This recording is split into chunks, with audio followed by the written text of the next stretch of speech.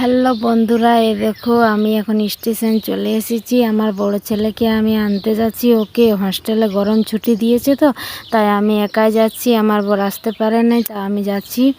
আর এই দেখো এখনও ট্রেন আসে না, আর স্টেশনে প্রচণ্ড ভিড় আছে।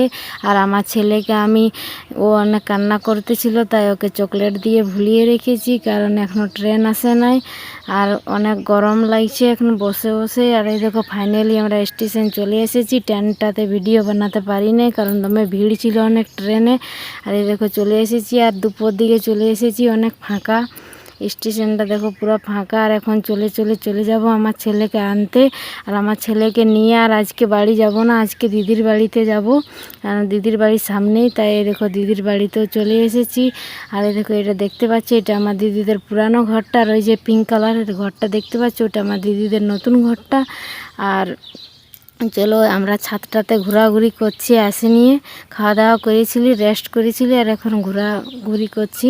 আর এই দেখো আমার ছেলে, এই দেখো আমার ছেলেকে দেখতে পাচ্ছি, এটাই আমার বড় ছেলে।